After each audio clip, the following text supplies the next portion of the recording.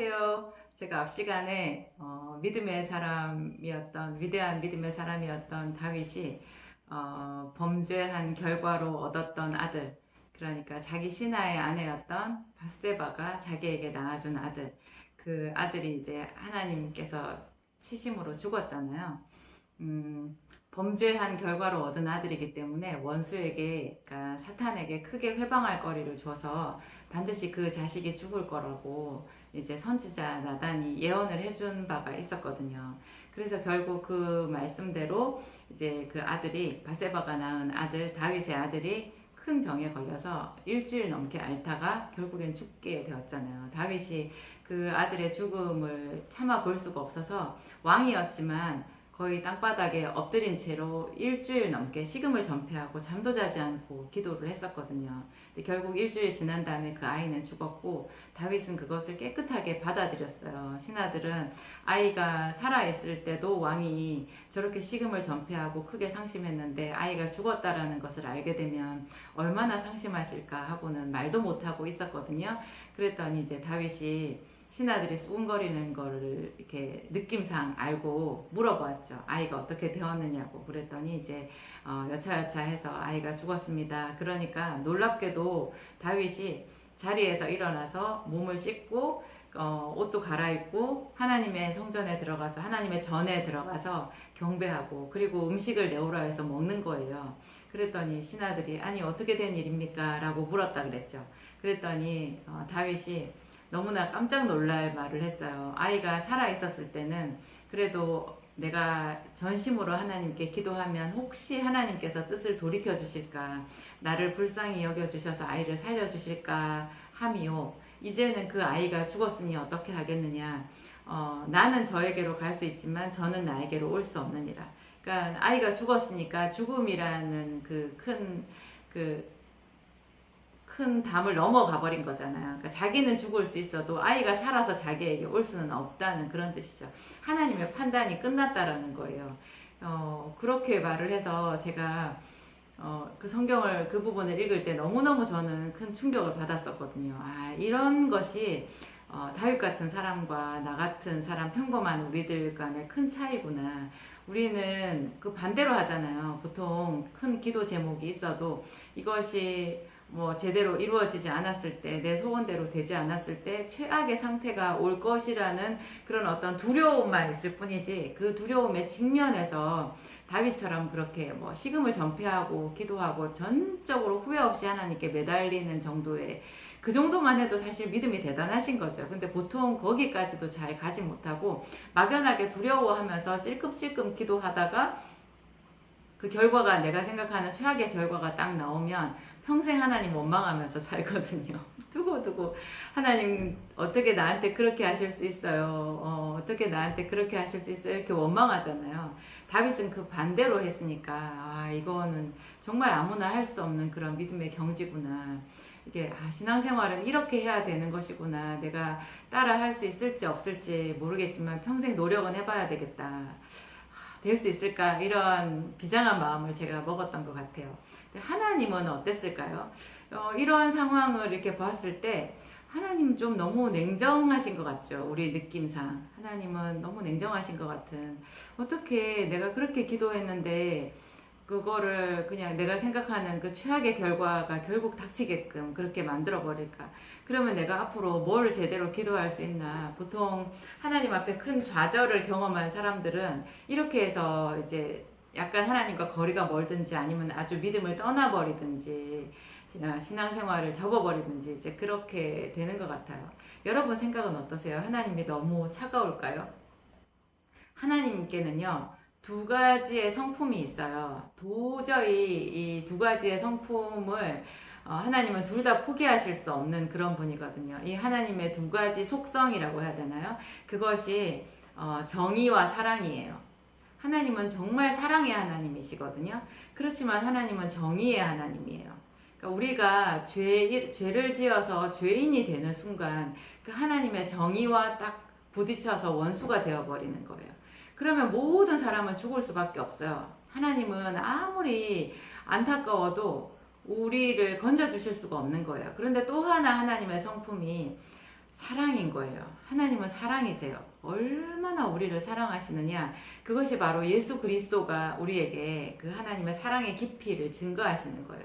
왜냐하면 예수님이 하나님으로서 하나님이시지만 이 세상에 사람의 모양으로 나타나셔서 무려 30년을 넘게 사람으로 사시다가 그 중에 마지막 특별히 3년은 공생의 기간이잖아요. 이제 당신께서 이 세상에 오신 그리스도로서 이제 3년 동안 공생의 사역을 제자들을 이제 부르시고 이스라엘 전역과 심지어 이방 지역도 가끔 가셔서 하나님 나라를 전파하시고 그리고 마지막에는 그 유대인들의 손에 그 갈보리 언덕에서 십자가 처형을 당하시잖아요. 이것이 이제 예수 그리스도인데 예수님이 이 세상에 오신 것 하나님이시지만 완전한 인간의 몸을 입고 이 세상에 오신 것 그리고 가장 가난한 자로서 30년을 넘게 섬기다가 마지막에 제자들의 발도 씻기고 죄가 전혀 없으시면서 죄인처럼 십자가에 달려서 죽으신 것 이것이 하나님이 우리를 사랑하시는 그 깊이를 말하는 거래요. 그러니까 하나님은 또 너무너무 우리들을 사랑하시는 거예요. 그렇지만 하나님의 그 정의가 죄를 용납하실 수 없는 거죠. 우리가 죄를 지어버렸기 때문에 또 그 죄에서 우리가 분리될 수가 없어요. 그래서 예수님께서 친히 이 세상에 오셔서 죄의 값을 대신 치르신 거잖아요. 그래서 자기 몸에 그 이 세상에 온 세상의 모든 죄를 자기 몸에 다 짊어지셔서 십자가에 죽으시고 죽으실 뿐만 아니라 3일 만에 하나님의 능력으로 부활하셨잖아요. 그래서 그 죽음과 부활을 믿는 모든 사람들이 그 십자가 처형과 그 부활의 능력으로 우리가 죄값을 치르게 되게끔 그렇게 만들어 놓으신 거죠. 그래서 십자가를 통해서 두 가지가 성취가 되는 거예요. 하나님의 정의, 하나님의 사랑. 그것이 완성이 되어서 그 십자가를 믿는 자들은 하나님의 사랑으로 하나님의 정의로 구원을 입게 되는 거죠. 다윗은 하여튼 거기까지 알지는 못했겠지만 그렇게 하나님을 신뢰했어요. 자기 자식을 죄의 값으로 데리고 가신 분이지만 하나님은 선하시다, 의로우시다. 그래서 그 바세바와 동침하고 난 뒤에 선지자 나단이 자기에게 왔을 때 회개하면서 지은 시가 시편 51편인데요. 그 시편 51편에 보면 주께서 말씀하실 때 의로우시다 하고 판단하실 때 순전하시다 하리이다 하는 구절이 있어요.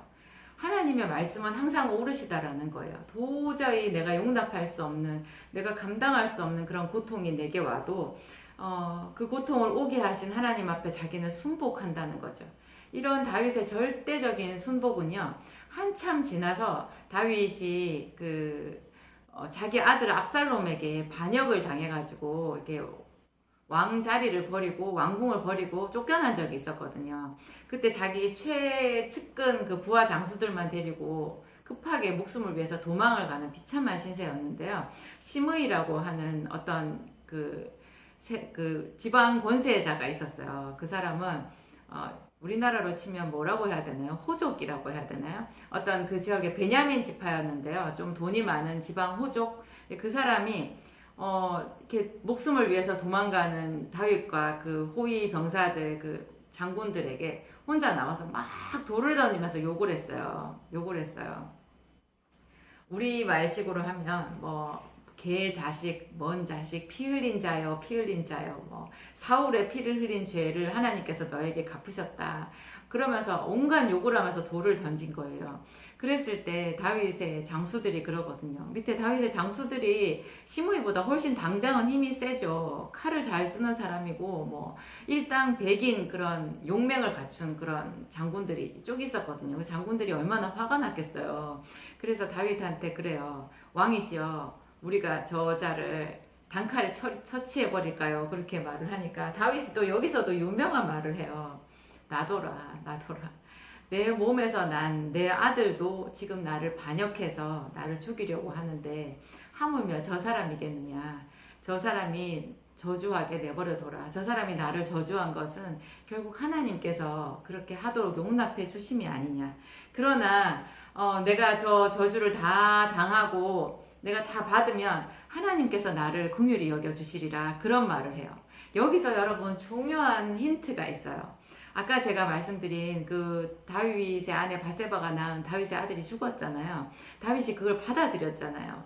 그러니까 하나님의 정의가 그 죄악의 씨앗으로 태어난 다윗의 아들을 죽게 만들었는데요. 다윗이 그거를 하나님 앞에 받아들였거든요. 순복했거든요. 그랬더니 그 다음에 하나님의 사랑이요, 완전 복물 터지듯이 터져버려요. 다윗이 자기 아내 바세바를 위로해 주려고 동침했거든요. 그리고 인간적으로 남편으로서 해줄 수 있는 위로를 아내에게 베풀었을 때 하나님도 다윗과 바세바를 위로해 주세요. 그래서 그때 바세바가 아들을 낳는데 그 아들에게 하나님이 여디디아라는 이름을 붙여주시거든요. 하나님이 극진히 사랑하는 자라는 뜻이 있는데요. 이 여디디아가 우리가 다 아는 그 솔로몬이에요. 솔로몬 왕, 지혜의 왕. 이스라엘 역사상 가장 부귀와 영화를 다 누리고 지금까지도 지혜의 왕으로 솔로몬의 지혜 하면은 유명하잖아요. 성경을 모르고 예수를 모르는 사람들도 지혜하면 솔로몬 왕을 떠올릴 정도로 유명한 왕인데, 하나님께서 그 반작용이죠. 그러니까 바세바가 처음 낳았던 다윗의 아들을 하나님이 취해 가실 수밖에 없었던 그 아픔, 하나님도 아프셨던 거예요. 그것을 그 반작용으로 정말 넘치는 사랑으로 더해 주신 거예요. 그래서 하나님도 그 이름을 여디디아, 사랑의 이름을 지어 주셨고, 그 나중까지 그 아들을 가장 이제 다윗의 뒤를 이은 왕이 솔로몬이잖아요. 그 솔로몬에게 하나님이 상상할 수 없는 부귀와 영화와 축복을, 지혜의 그런 기름 부음을 주신 거죠. 물론 솔로몬이 1000번의 번제를 드리고 1000번의 제사를 드리고 하나님 앞에 지혜를 달라는 그런 아주 놀라운 지혜로운 말을 한 것도 있어요. 요구를 한 것도 있어요.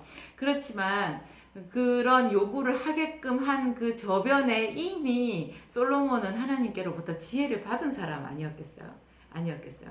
나중에 이제 그 제가 금방 말씀드린 그 심의의 저주를 다윗이 딱 받아들였잖아요. 하나님께서 저더러 나에게 이렇게 저주하라고 허락하신 것이 아니냐, 이게 내 죄의 값이 아니겠느냐. 그러나 내가 이 저주를 다 받아들이면 혹시 하나님께서 나를 긍휼히 여겨주시리라 그랬어요.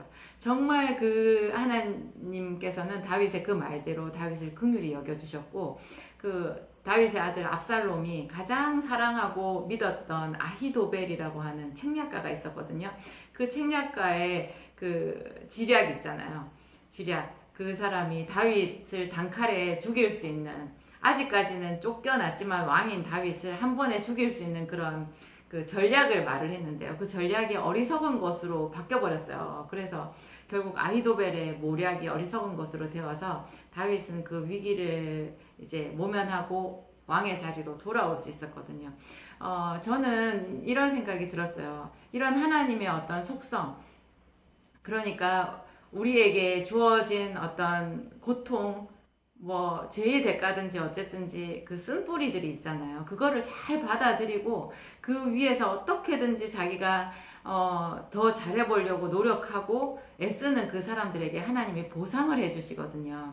그 사람이 예수를 믿는 사람이면 훨씬 보상이 크고요. 심지어 예수를 믿지 않는 사람들에게도 일반 은총이라는 게 있어요. 그래서 세상을 자세히 관찰해보면 고아나 과부나 이런 사람들 있잖아요. 그런 사람들은 다 척박한 환경에서 사는 사람들이고 그냥 고생길이 훤하죠. 너무나 많은 어려운 일을 당할 수밖에 없는데 그 사람들이 그 환경 자체를 그냥 받아들이고 도피하지 않고 거기서 자기 스스로를 도우며 최선을 다하며 일어서려고 노력할 때 그 당장은 모르지만 10년, 20년 지난 다음에 하나님의 보상이 반드시 주어지는 것을 저는 많이 관찰을 했어요. 하나님은 참 선하시고 위로우시고 정의와 사랑과 그 두 가지의 속성, 거스를 수 없는 그 속성을 가지고 계신, 그러면서도 정말 결정적으로 사랑이 많으신 그런 우리의 아버지이심을 제가 확신합니다.